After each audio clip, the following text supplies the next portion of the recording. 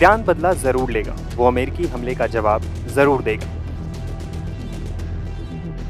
ये बातें संयुक्त राष्ट्र संघ में ईरान के राजदूत आमिर सईद इरावानी ने कही। दरअसल अमेरिका ने ईरान के न्यूक्लियर साइट्स पर B-2 बॉम्बर से हमला किया था। ऑपरेशन मिडनाइट हैमर के तहत अमेरिका ने फोर्डो, नतांज और इस्फहान में मौजूद ईरानी परमाणु ठिकानों पर बम बरसाए।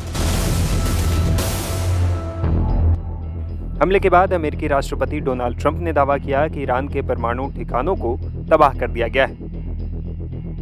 लेकिन ईरान की परमाणु ऊर्जा संस्थान ने कहा कि अमेरिका के मिसाइल हमलों के बाद भी फोर्डो, नतांज और इस्फहान में कोई रेडिएशन लीक नहीं हुआ है। ऐसे में इस हमले के बाद हुए नुकसान को लेकर कोई सटीक जानकारी अभी तक सामने नहीं आई है। दूसरी तरफ इजराइल ईरान युद्ध के बीच अमेरिकी हमले के बाद मिडिल ईस्ट में तनाव चरम पर पहुंच गया है। ऐसे में अमेरिकी हमलों को लेकर संयुक्त राष्ट्र सुरक्षा परिषद में एक बैठक बुलाई गई। इसमें ईरान के राजदूत इरावानी ने कहा कि अमेरिका पर पलटवार जरूर होगा, हमारे पास इसके वैध कारण हैं। मेहर न्यूज के मुताबिक इरावानी ने अमेरिका पर अटैक करने के 5 बड़े कारण भी गिनाए हैं। उन्होंने कहा, अमेरिका ने एक शांत प्राय देश के संप्रभुता पर हमला किया है। अमेरिका के पास ईरान पर अटैक करने का कोई वैध कारण नहीं था। हम परमाणु प्रसार संधि को मान रहे थे, इसके बावजूद अमेरिका ने हम पर अटैक कर दिया। अमेरिका मिडिल ईस्ट में आतंकवादियों का खुलकर समर्थन करता है। अमेरिका गाजा पर इजरायली हमले को लेकर कुछ नहीं बोलता है। अमेरिका मानवता विरोधी कार्यों को प्रोत्साहित करता है। पूरी दुनिया भले इस पर चुप रहे, लेकिन ईरान चुप नहीं रहने वाला है।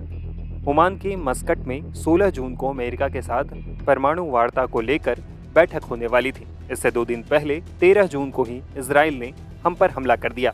बताइए, संधि से कौन भाग रहा है?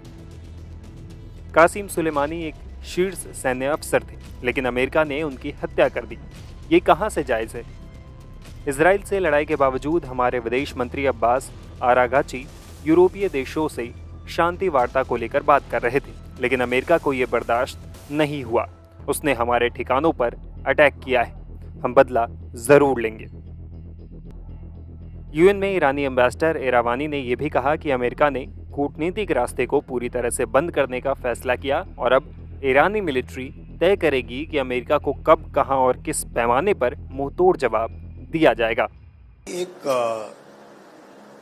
ऐसा सवाल है जिससे पूरे विश्व में उथल पुथल होने का खतरा है।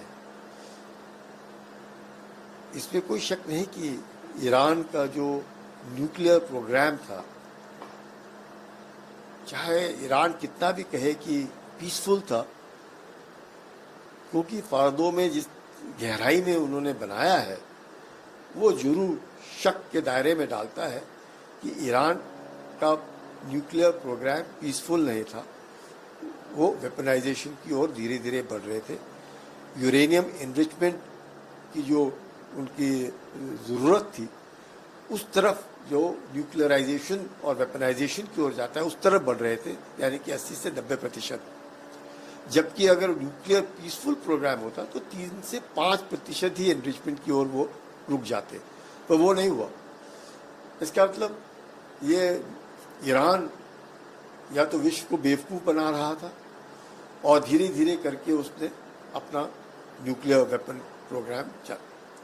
अब कईयों का ये कहना है कि बाकी देशों को क्या लेना देना कि ईरान न्यूक्लियर हो या ना हो, वो उनकी जिम्मेवारी है, वो अपने आप संभालेंगे। लेकिन कहीं ना कहीं, क्योंकि जिस तरीके से हम देख रहे हैं मिडिल ईस्ट के अंदर और विश्व में, तो शायद कहीं ना कहीं लग रहा है कि अगर ये जो न्यूक्लियर वेपनाइजेशन है ये कहीं गलत हाथ में ना पड़ जाए। जैसे हम लोगों को लगता है कि पाकिस्तान बार बार डर यही रहता है कि कहीं आतंकियों के हाथ में ना ये पड़ जाए, तो उस मद्देनज़र ज़रूर मुझे लगता है कि कहीं ना कहीं उसके ऊपर रोक चाहिए थी, और रोक हो गई क्योंकि यूएसए ने डिस्ट्रॉय कर दिया। नहीं तो 2018 को जो डील था, अगर उसमें से ना निकलते न्यूक्लियर डील में से, और न्यूक्लियर डील होता जो ओबामा ने ईरान के साथ किया था, मुझे लगता है तो शायद अभी तक बातचीत के द्वारा, उनके IAEA के द्वारा, सुपरविजन के द्वारा उसका कंट्रोल हो सकता। लेकिन चलो, जो हुआ सो हुआ।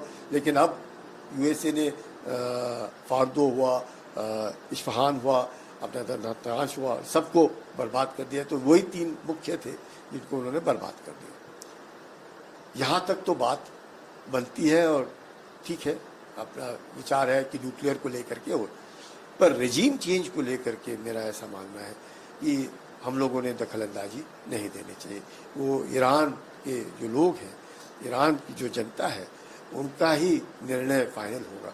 किसी को भी ये नहीं पसंद आएगा कि कोई बाहर से आए और हमारे ऊपर राज करे या हमारे ऊपर वो राज करे जो हमें पसंद ना हो। तो एक इंसानियत के तौर पर, एक जमहूरियत के तौर पर, एक विश्व में शांति के तौर पर बहुत ज़रूरी है कि ईरान के लोगों ने ही, ईरान को कौन राज करेगा वो ईरान के लोगों की जिम्मेवारी है। और आज की तारीख में हम चाहे कितना भी कहें, मुझे लगता है आयतुल्लाह खामेनी जो है, कम से कम उन्होंने ईरान को इकट्ठा रखा हुआ है।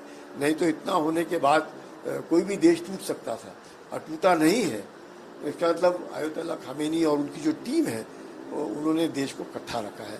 और अगर ऐसी बात है, चाहे मे बी एडवर्सिटी के कारण इकट्ठे हैं, जैसे भी है, तो ईरान के लोगों ने ही सोचना चाहिए, उनको ही वो क्या जिम्मेवारी है, उन्हीं की जिम्मेवारी है कि राज उनको कौन करेगा। बाहर से कोई दखलंदाजी नहीं देनी चाहिए। इजराइल के साथ हमारे जो रक्षा संबंध है वो काफ़ी स्ट्रॉन्ग है। अगर इजराइल और ईरान के बीच में लड़ाई लगातार जारी रहती है तो क्या भारतीय सेना को दिक्कत हो सकती है? भारतीय सेना को ऐसी कोई दिक्कत नहीं होगी। दो भारत के रिश्ते जो हैं इजराइल के साथ टेक्नोलॉजिकली बहुत अच्छे हैं और हमारे पास काफ़ी इक्विपमेंट है, ड्रोन्स भी है, काफ़ी बाकी इक्विपमेंट भी है जो इजराइल से हमारे सब दोनों देशों के बीच के जो संबंध है उसके द्वारा हमारे पास है। हमारे संबंध ईरान के साथ भी बहुत अच्छे हैं, पारंपरिक संबंध हैं, बहुत पुराने संबंध हैं। तो दोनों देशों से के साथ हमारे संबंध बहुत अच्छे हैं। लेकिन ये कहना कि इजराइल के साथ क्योंकि हमारे संबंध टेक्नोलॉजी के कारण वैसे नहीं है, लेकिन हमारे इजराइल हमेशा भारत के साथ खड़ा रहा, टेक्नोलॉजी का आदान प्रदान होता रहा। कारगिल में भी उन्होंने भारत की मदद की और हमेशा वो भारत की मदद करते आए हैं। तो उस हिसाब से ज़रूर मैं कहूँगा कि ईरान, इजराइल और भारत के रिश्ते बहुत अच्छे हैं। भारत और ईरान के रिश्ते भी बहुत अच्छे हैं। जो हमने देखा कि इतना सब कुछ होते हुए भी हमारे बच्चे जो ईरान में फंसे हैं, उनको जिस प्रकार से उन्होंने आने का जो पूरा पैसेज दिया है, वो दर्शाता है कि ईरान इस बात को समझता है। प्लस चाबहार फोर्ट को लेकर के भी आप पोर्ट को लेकर के देख सकते हैं कि किस प्रकार से ईरान और भारत के संबंध हैं। तो ये जो है दोनों के साथ संबंध अच्छे हैं। तो इट्स catch-22 सिचुएशन कि कौन हमारे लिए ज़्यादा प्यारा है। मुझे लगता है भारत के लिए दोनों ही उतने ही प्यारे हैं और दोनों के साथ संबंध हम अच्छा रखना चाहेंगे।